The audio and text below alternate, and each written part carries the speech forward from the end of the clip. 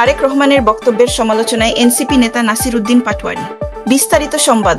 গণভোটের চেয়ে আলুর ন্যায্য মূল্য পাওয়া অনেক বেশি গুরুত্বপূর্ণ। বিএনপির ভারপ্রাপ্ত চেয়ারম্যান তারেক রহমানের এই বক্তব্যের কড়া সমালোচনা করেছেন জাতীয় নাগরিক পার্টির এনসিপি মুখ্য সমন্বয়ক নাসির উদ্দিন পাটোয়ারি। কারো নাম উল্লেখ না করে নাসির উদ্দিন পাটোয়ারি বলেছেন, একজন রাষ্ট্রনায়ক যিনি ভবিষ্যতে হতে যাচ্ছেন, উনি বলছেন গণভোটের চেয়ে আলুর দামটা বেশি প্রাসঙ্গিক।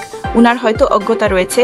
উনি যদি বুঝতেন যে উনি যাকে এমপি নমিনেশন দিচ্ছেন সেই লোকটাই কৃষকদের উপর ছড়ি ঘুরিয়ে আলুর দামটা বাড়াচ্ছে। তারেক রহমানের বক্তব্যকে নিজের লোভ দিয়ে সবকিছুর মূল্য বাড়িয়ে তারপর কৃষকদের উপর দায় চাপানো হিসেবে উল্লেখ করে নাসির উদ্দিন বলেন, এটা একটা অপরাজনীতি। এই অপরাজনীতি গত 15 বছরে চলেছে।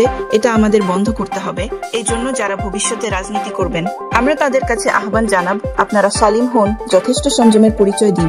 আজ বৃহস্পতিবার দুপুরে রাজধানীর বাংলা মোটরে এনসিপির অস্থায়ী কেন্দ্রীয় কার্যালয়ে এক আলোচনা সভায় নাসির উদ্দিন পাটোয়ারি এসব কথা বলেন।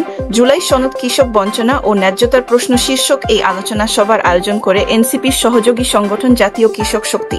তবে এই সংগঠনের এখনো আনুষ্ঠানিক আত্মপ্রকাশ হয়নি। শেখ হাসিনার বিরুদ্ধে আন্তর্জাতিক অপরাধ ট্রাইব্যুনালে একটি রায়ের তারিখ ঘোষণাকে 17 নভেম্বর বাংলাদেশের বিচার বিভাগের একটি ঐতিহাসিক মাইলফলক বলে আখ্যা দেন পাটোয়ারি। তিনি বলেন, এই রায়ের আগে আওয়ামী লীগ অনলাইন থেকে শুরু করে বিভিন্ন জায়গায় ভীতি ছড়িয়েছে। তাদের যে অর্থনৈতিক কাঠামো ছিল, গত 15 বছর তারা যে লুট করেছিল, ওই টাকা দিয়ে তারা ককটেল ফুটিয়েছে এবং বাসে আগুন দিয়েছে। সভায় এনসিপির জ্যেষ্ঠ যুগ্ম সদস্য স্টিভ তাসনিম যারা বলেন, বর্তমান সংবিধানে যে পদ্ধতিগুলো আছে সেগুলোর মধ্যে প্রধানমন্ত্রী সরকারের প্রতিটি শাখাকে কুক্ষিগত ও রাজনীতিকরণ করতে পারেন।